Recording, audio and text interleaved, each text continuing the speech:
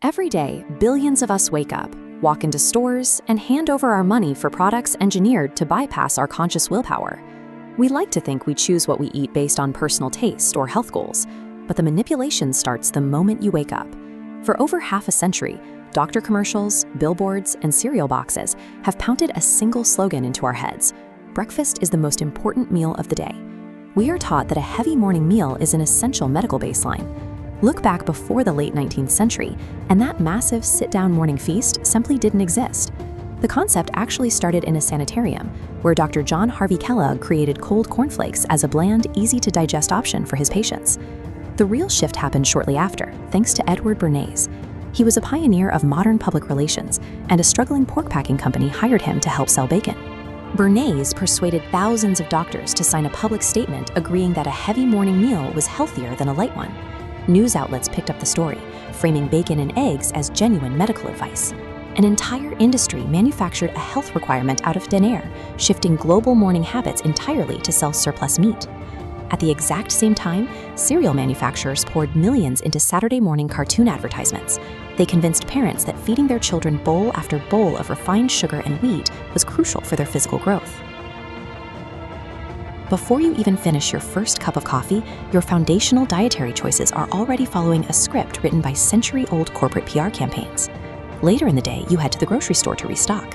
When you step through those automatic doors, you might assume you are walking into a logical, neutral retail space designed to make shopping easy.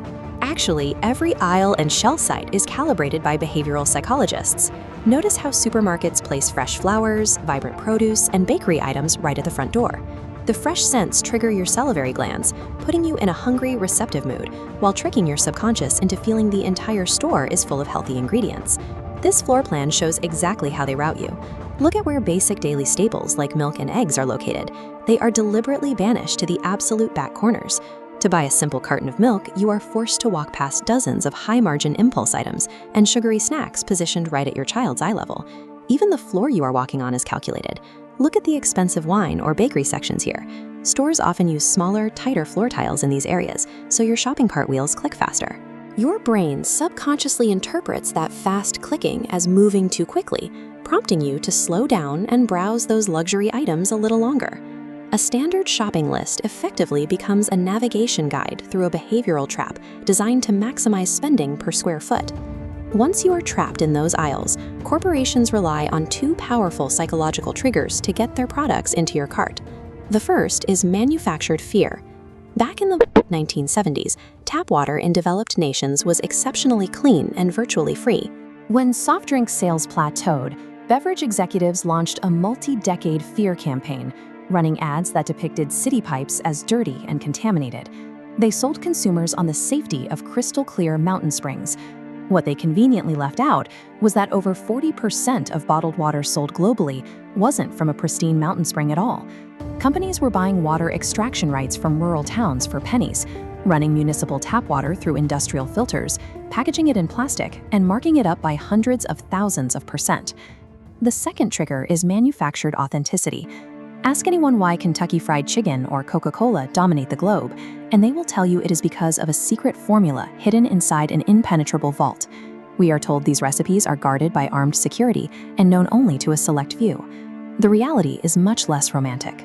Modern chemical analysis tools use a process called gas chromatography, which separates and analyzes the exact chemical compounds in a liquid or gas to break down any food product into its molecular components.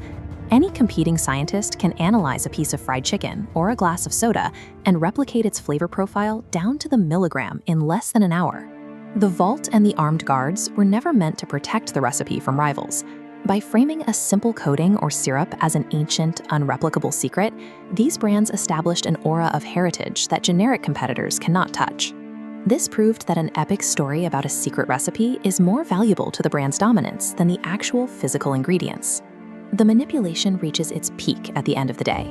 You sit on the couch, open a bag of processed snacks, and promise yourself you will only eat a handful. 45 minutes later, you snap out of a trance with an empty bag in your lap.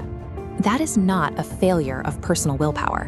When you eat natural food, like a steak or a bowl of rice, your body uses a defense mechanism called sensory-specific satiety.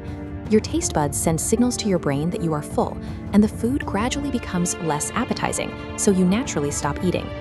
This graph illustrates how food conglomerates bypassed that defense using mathematicians and neurobiologists. By calculating the exact mathematical ratio of sugar, salt, and fat, they found a precise target in the center, a metric known in the industry as the bliss point. This specific combination of ingredients hits the brain with a massive flood of pleasure signals, but it intentionally suppresses the neurological alert that says your stomach is full. It tricks your biological system into believing it hasn't consumed enough calories, keeping you in an endless loop of eating. These companies spend millions in sensory labs testing the exact decibel level of a chip's crunch and the melting rate of cheese powders. They need the food to vanish on your tongue rapidly, completely bypassing your stomach's ability to register what just happened. By scripting our morning culture, engineering our retail environments, and reverse engineering our brain chemistry, the world's largest food empires have prioritized the construction of a repeatable consumption loop over our biological needs. Reclaiming our free will requires recognizing this invisible architecture.